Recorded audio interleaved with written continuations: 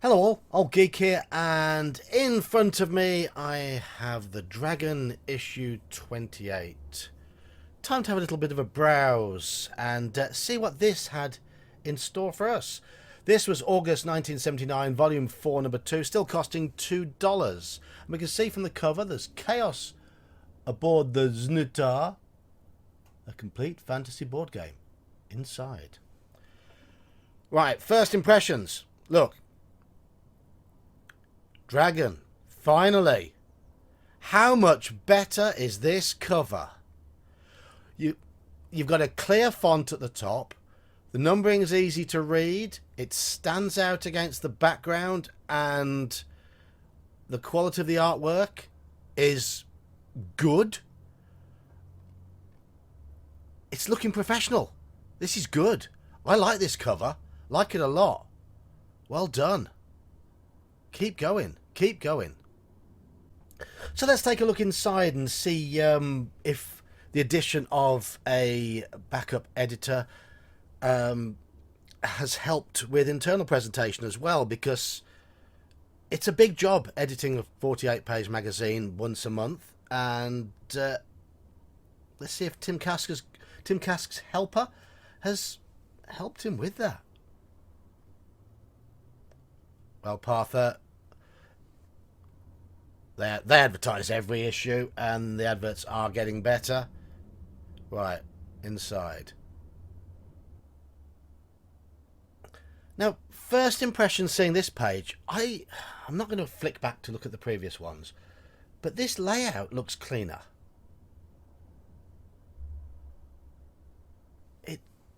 It's feeling more professional. Good. Brilliant. Let's see what's in the features. Politics of Hell. Oh, yes. Short course in D&D.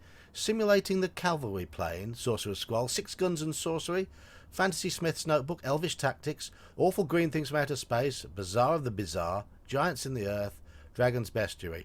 Level progression for PCs and DMs in the variants bit. The DMG. Developer's Notes. Reviews, Divine Right and Sorcerer. The humour bit that I never really pay much attention to unless it's wormy.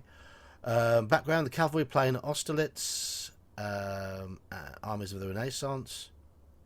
I'm really positive about this one. I like a bit of military history. There seems like there's lots of fantasy stuff. Obviously, people have different tastes. Mine is very much fantasy and horror. And I like military history, even though I don't do tabletop simulated battles or whatever. But I like reading about them. So this looks, it's a professional issue. Right, Dragon, have you grown up? Big colour piece of artwork.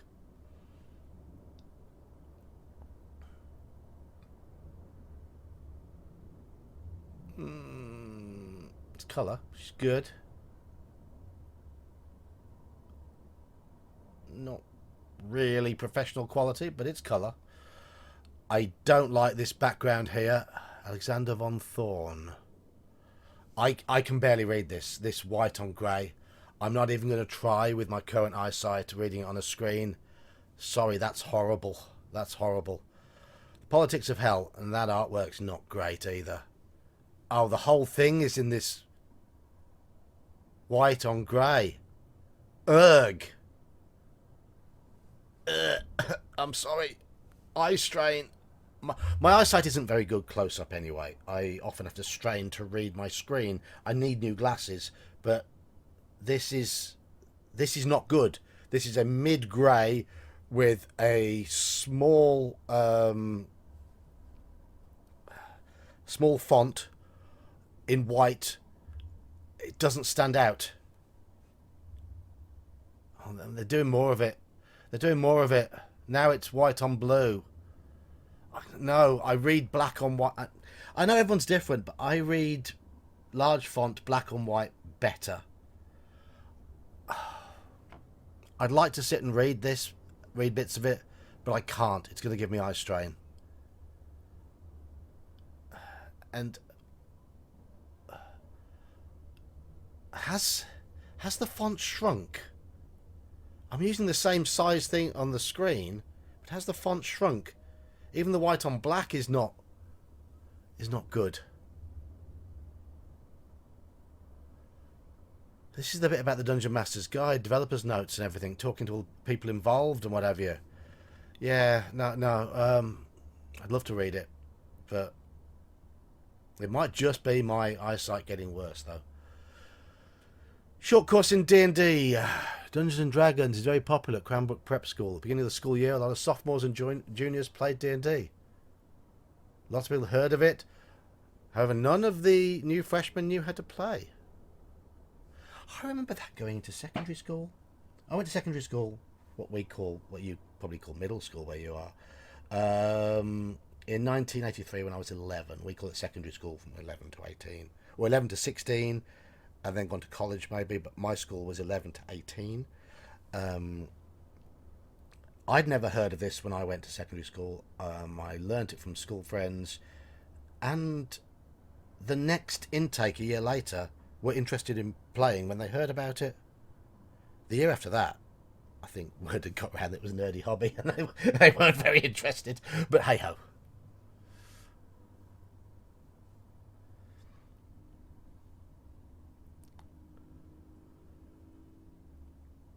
Despite the problems of death and paralysation, I feel the course was successful. The course taught over 30 people how to play and cleared up many misconceptions about D&D. The course was enjoyable to almost everyone, and most of the complaints I feel were from the tensions created simply by playing D&D. Nerd rage, probably. With the success we had this year, I'm sure we'll give an even more successful course next year. Good. Positive. Teaching people how to play RPGs. In this case, it's D&D, which is as always the big one. I mean, even going back to 1979, it was the one that people will have heard of because it was a new sector. The cavalry play in Austerlitz.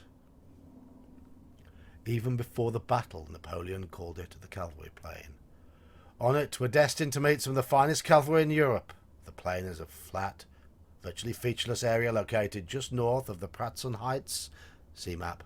It's bordered by the villages of Jerschkowitz and Blaswitz. Not sure if I'm pronouncing the J at the start correctly, though. Jerschkowitz or Jerschkowitz. There's definitely Ovitz at the end. And Blaswitz. The Santon and Goldbach on the north. Very small village, Bosnitz, is located near the Santon Hill, but is comprised only of peasant huts offering little protection from fire.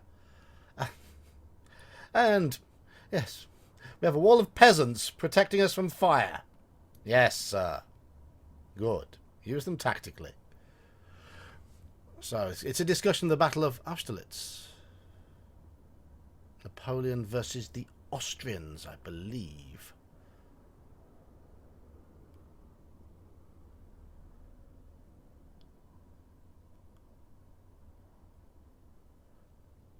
Austrians, Prussians. Oh, Allied. Prince Peter Bagration of Russia. So there's Russia, Albufeira. That looks French. Yeah, Joachim Murat, that'll be French. Those will be the French forces. Yeah, there's the Austrians. So you've got the Russians, you've got the Austrians. Oh, that's it. Russians and Austrians. Okay.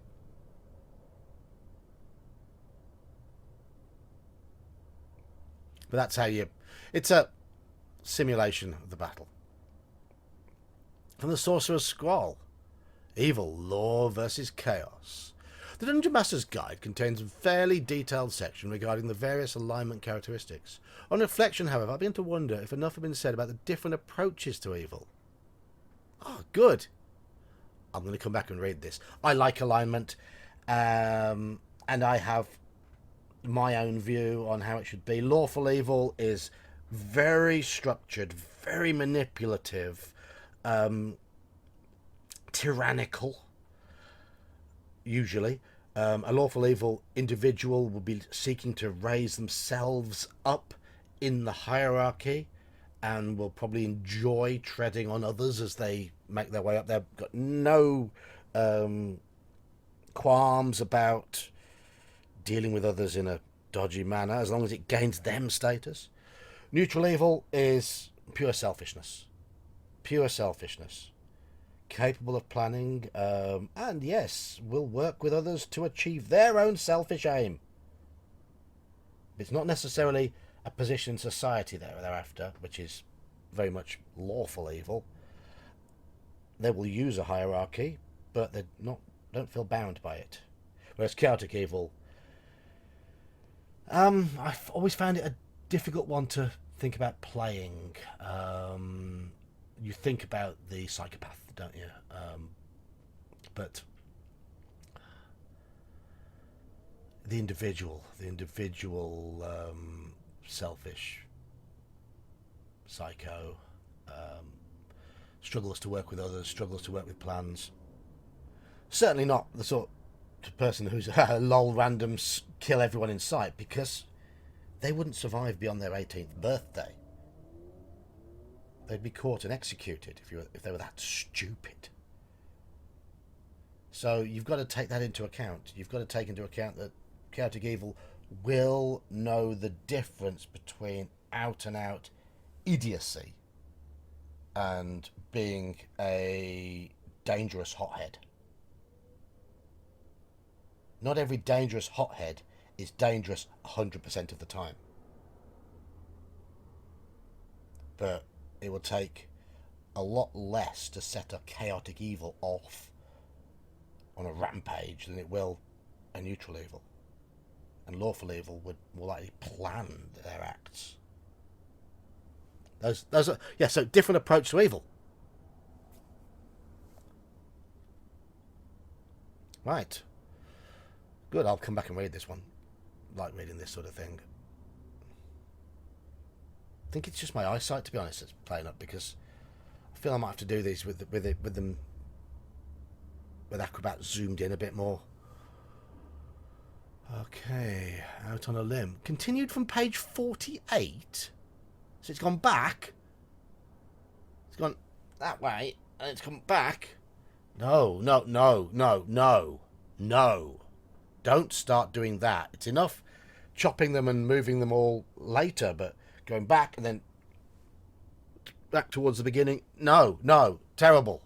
Just after I was saying that you were so much more professional. I mean, the overall layout it feels better. I don't like those white text on the darker backgrounds. I think that's awful. But now you're doing the white text on the black background. I do wish you'd use a slightly more, slightly bolder font. Right, Six Guns and Sorcery. Boot Hill character conversion to AD&D. AD&D character abilities to Boot Hill.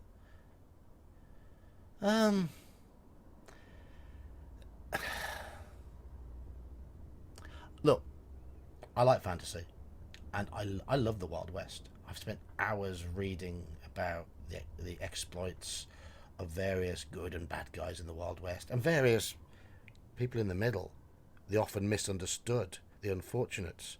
Billy the Kid. Was he as bad as people make out? Almost certainly not. Had he got a bit of a wild streak? Yeah, he had. But it was a case of wrong time, wrong place with him, and wrong person. But I can understand if you're wanting to run a Western-themed game and you've only got AD&D rules. But no, this is... No. And I certainly don't want Wild West in AD&D. I don't want AD&D in the Wild West.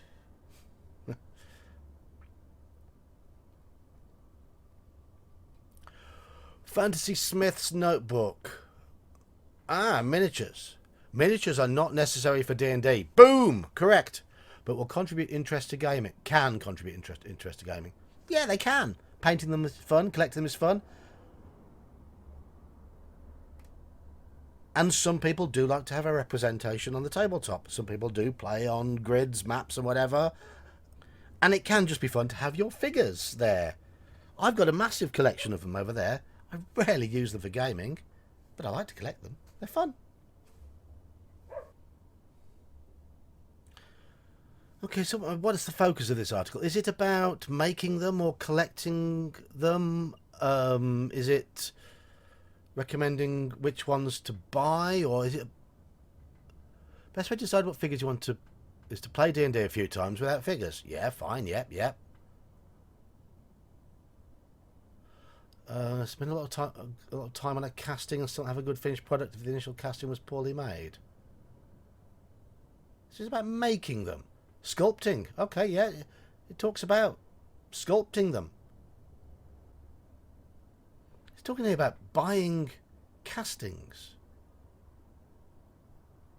Was it common for people to buy their own kits to make their own miniatures? I don't know.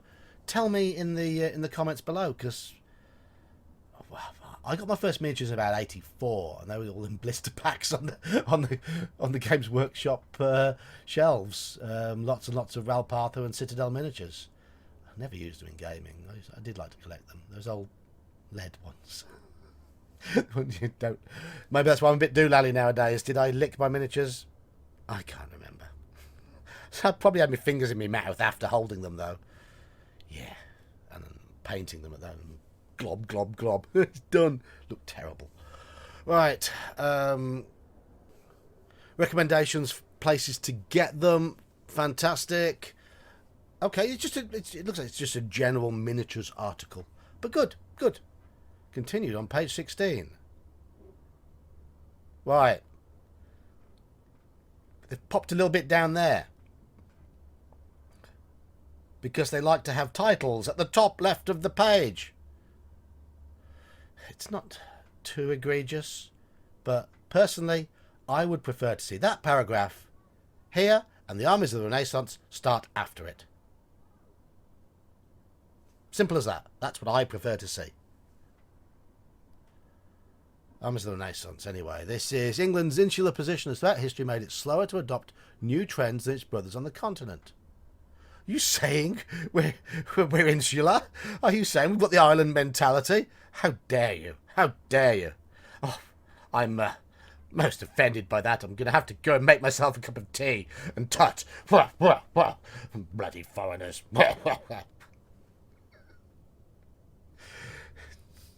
Yeah, you're not wrong. You're not wrong. Yeah. But our watery borders have made us a bloody difficult nut to crack. I think it was 1066 the last time there was a successful invasion against us. And that only happened because two invasions effectively came at the same time. Would William the Conqueror have been successful if Harold II hadn't had to do that 2-week march down from Stamford Bridge, having just fought Harold Hardrada and kicked his ass? 2-week march down to Hastings, battle the village near Hastings, and then almost winning that one. Almost. Just a little bit of ill discipline in the troops. Because the Normans were almost beaten. And then, so, I don't know if it's a legend or whatever, William lifts his helmet, says, "I'm still alive," which rallies them. A lot of them ran away, and then they turned and ran back, and the stupid Saxons chased after them. As of next week, I shouldn't have this issue with cars going past and dogs barking in the garden. No, I'm not going to dispose of the dog next door and blockade my road. I have just bought a new microphone. One with a really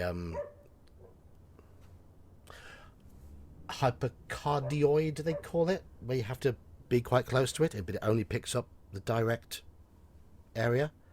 It's quite expensive, but apparently it's very good. Fingers crossed. Anyway, those stupid Saxons, they chased after the fleeing Normans. The Normans stopped, rallied, turned around, went back, and by which time the Saxons had given up their high ground and were a bit of a rabble. And it was around then that Harold was struck by the arrow that famously finished him off. But it was one of those real knife-edge battles. But yeah, I mean, we might be slow at the uptake of some fighting styles, but who was it that made best use of the longbow? And the English bill was one of the most versatile polearms in history because it was more manoeuvrable than the pike. I mean, the English bill is on a par with the halberd in terms of versatility. Anyway, I've just said my piece. Okay, let's keep moving. Elvish tactics in fantasy miniatures. I could answer this one straight away. They're going to be lightly armoured, missile weapons, rely on swift movement, and use of cover, light cavalry, longbows, that sort of stuff. That's how I would use elves. Oh, look at this, battle tactics. Line up there. Light troops, light archers, medium infantry. There we go.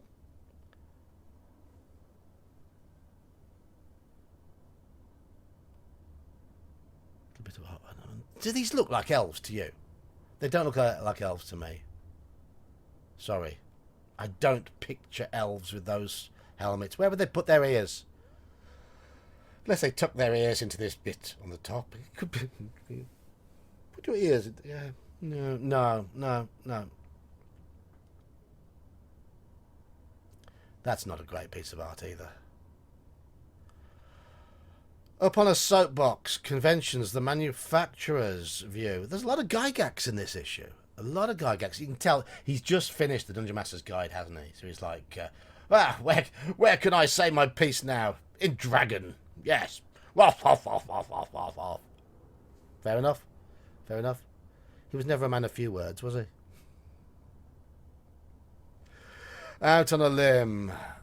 This is the letters page. A letters page hub for nerd rage. A little bit of poetry.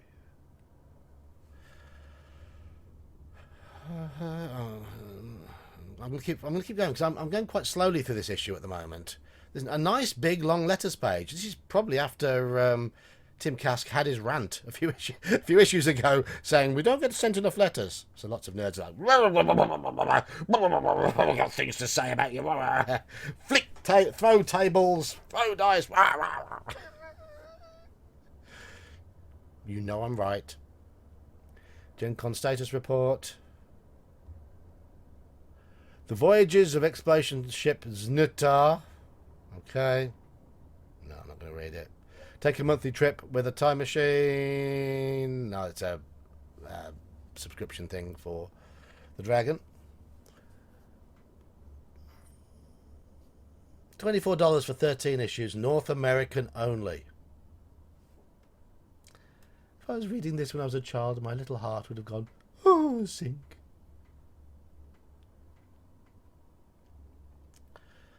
The awful green things from outer space. A game for 2 players, ages 12 and up, by Tom Wham. He pronounced his name Tom Wham. Is that because it rhymes? Tom Wham. I'm going to say Tom Wham because in English your name is pronounced Wham, as in the band. Wake me up before you go and all that nonsense from the 80s. They were Wham, not Wham. I'm only joking. Pronounce it how you like. Right. I've got Wake Me Up Before You Go bouncing around in my head now. Why? I was never a Wham fan. Over here, I think it was in America, rock was a lad thing, and bands like Wham and Duran Duran were a girl thing. Over here, certainly in my social group, Wham was seen as a girly thing. Duran Duran was seen as being more masculine. The way it was. I know a lot of girls fancied the Duran Duran guys, but the music was, for me, the music was better. But I was very soon into the darker stuff. Yeah, I went from that to, of course, there was a Susanna Hoffs phase. Not so much for the music, but after that, oh yeah, by the mid-80s, it was The Cure, Echo and the Bunnymen, The Mission, Sisters of Mercy, all that sort of stuff. But certainly early 80s. I like Duran Duran.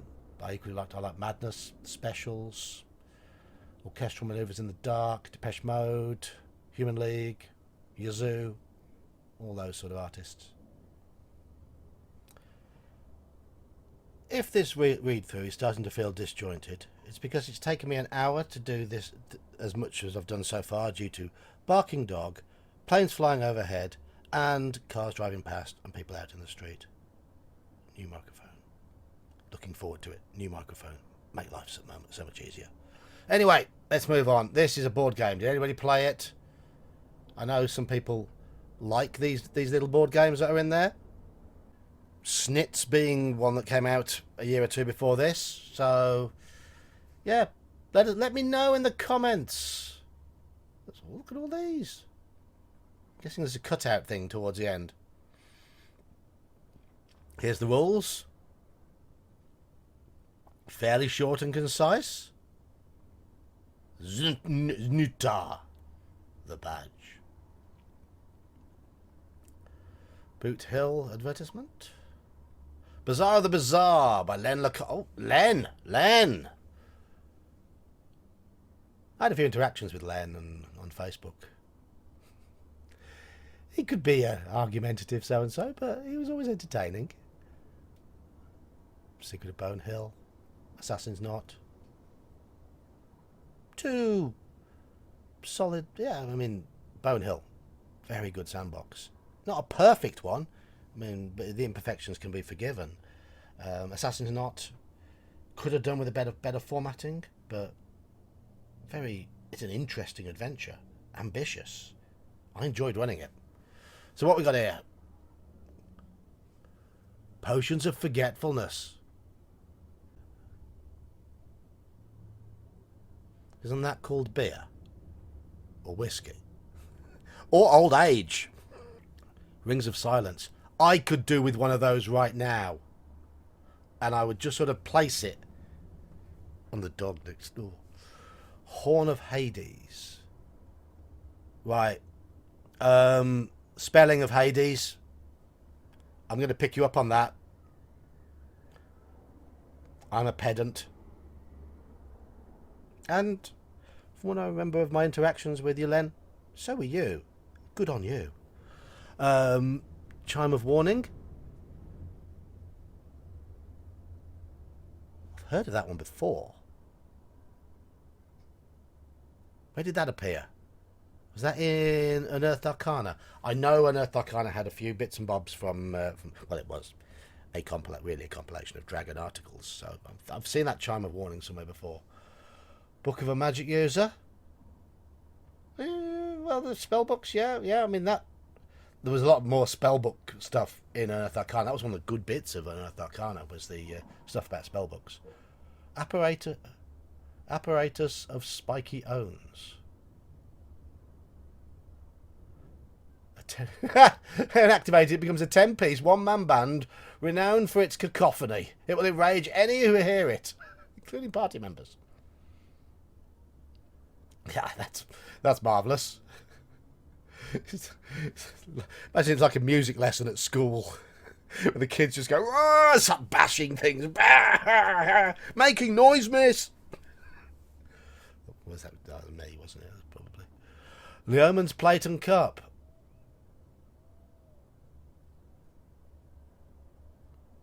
Level progression for players and dungeon masters. Ah, so you play D&D too. Yeah, I'm in a games club back home. We play D&D all the time. What level is your character? Well, let's see. I've got an 8th level elf magic user. Oh, it's giving yourself. Giving yourself experience points. Let's have a little look here. Metamorphosis Alpha. No. Monsters, no. Dungeon, no. Microgames, no. Kingmaker, no. I'm on 0 experience points at the moment. Why are they calling it EP and not XP? Let's have a look here. Per campaign of basic D&D, right. Is this over time? Is this over the years? Because I'm going to be quite high level here. And you get more experience points for DMing OD&D and playing OD&D, and then DMing AD&D and playing AD&D. OSE would count as basic, wouldn't it, in this? I'd be quite high level. I've DM'd quite a lot of AD&D in my time, and I'm currently DMing OSE and playing in quite a bit of OSE. I've never played or run OD&D. I did have a little look at Swords and Wizardry. Played it very briefly, a couple of sessions. I never read the rulebook or anything. I played a few online sessions of it. It was good fun. But that's an OD&D clone, isn't it? D&D miniatures games played. No, I haven't played any. Per first level character of your own killed. Oh, there's negative. There's negative XP here. Notice the Dungeon Master gets nothing for killing characters. Yeah, look. 0. Right. So I might be in the negatives. No, I've played in a few. A lot of character deaths. There we go. And I've run loads. Loads. I would say, based on my dungeon mastering, we're looking at level 12-ish here. I might, as a bit of fun, I might try and work this out one day. Not now. Not in front of you all. I'm quite a low-level player. I haven't played nearly as much as I've DM'd. But yeah, I'm looking about level 11 or 12. Wow. A campaign is considered to be one full adventure. Wow. 2/3 if you did not design the adventure yourself, but used a borrowed dungeon. Well, okay, fine. How many modules have I run? 30 plus? So that's going to balance that out. Yeah, that might be fun as a little side thing. But yeah, I'm certainly, as a DM, level 11 or 12, probably. As a player, we're probably looking at level 4 or 5 on this. due to the number of character deaths I've had. Splinter Group. Oh, it's an advert. Oh, it's a play-by-mail game, by looks of things. Giants in the Earth. Oh, these are the classic heroes from fiction and literature again. I don't know anything about Lee Brackett's Eric John Stark. He's fairly tough, by looks of things. Lord Dunsany's Welleran. Oh, he's hard. Look at that. He's hard. Don't know him, though. I don't know him. Monty Strikes Back by James M. Ward. Oh, this is that Monty Hall thing again. Okay. All right. Yeah.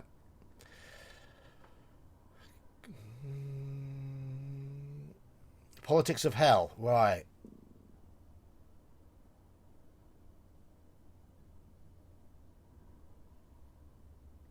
They're adding in Satan, Belial, Astaroth. Okay. I suppose it. Oh, yeah, what I mean, he's more powerful than Asmodeus. So, what is the relationship between Asmodeus and Satan? Satan, like an overlord of all the hells, with Asmodeus having his own plane right at the bottom. But he's potent. -8 ace. But this brings up the whole thing of giving stats to immortal entities. Is it always a good idea? Anyway.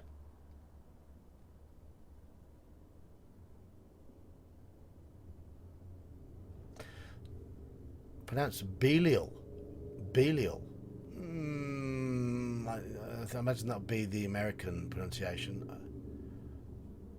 I'm pretty sure in British English we pronounce a shorter E sound. Belial, I think. Belial. I think Belial would be the standard British English pronunciation of that. I'll have to look that up because I don't know. I genuinely don't know. Cavalry plane, second part of it.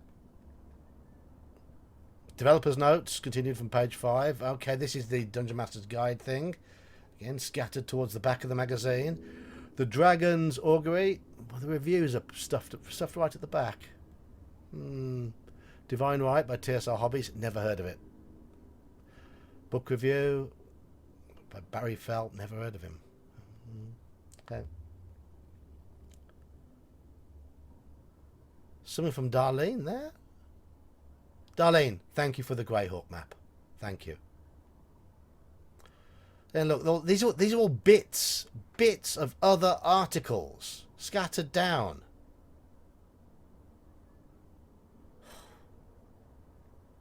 Right. And more bits of articles. More and more bits. And look at this is the one we got. Look, Out on a Limb continued on page 11. So we're now on page 48, continued from page 46 to page 48, then back to page 11. For God's sake. Stop it. Dragon's Bestiary. It's a long issue, this. It's a long old issue. Slinger.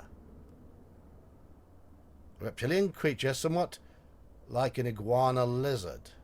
It's a small creature about 16 inches long. About 10 inches, which is a long whip-like tail. 16 inches long, 3 hit dice. That feels a bit odd. But hey-ho. Phineas Fingers.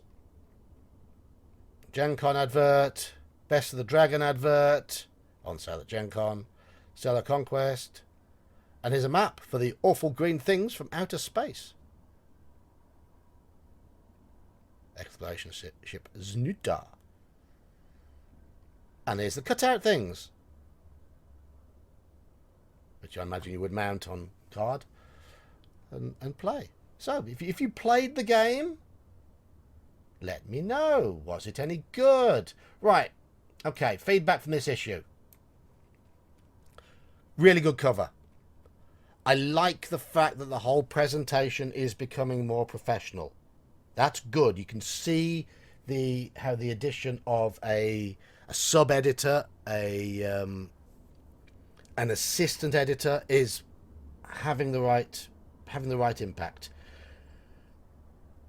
There's a lot in this issue. It is stuffed. It is absolutely stuffed with articles, and from the looks of it, there's some really, really good ones.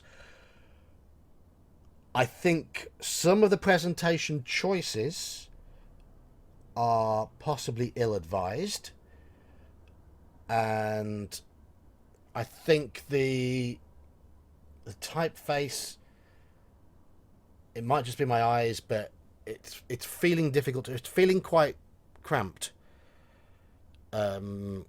Certainly with the white on the darker backgrounds, I think that looks terrible. But they're clearly trying new things. Again, I don't like the fact that the articles are scattered all over the place. I'm sad to see they're still doing that, and it's worse than the previous issue. But in terms of the content of this issue, it gets an A plus. This is an excellent issue in terms of what's in there. It's absolutely packed with interesting stuff, and they have taken some steps forward in terms of presentation, particularly that cover. And I like the neatness of this contents page. It feels like it's moving in the right direction. Not every step is in the right direction, but in general it's in the right direction. So nice one, Dragon, becoming more professional. Let's see what happens next time. Well, I've been the Old Geek. This video has taken probably an hour and 20 minutes to record, and probably going to take another hour and 20 minutes to cut all the bits out and sew them together, because of dogs and cars and people in the street. New microphone on its way. Marvellous. See you next time. Goodbye.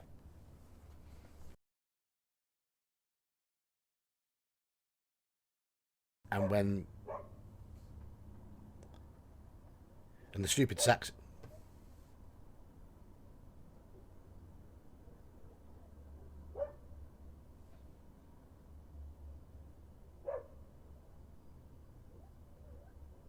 Why do you always let your dog out when I'm recording? Brrr!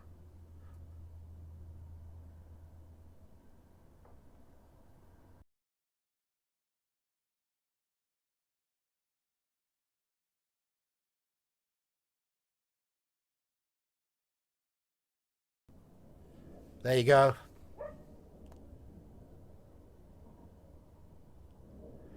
Alright, so if anyone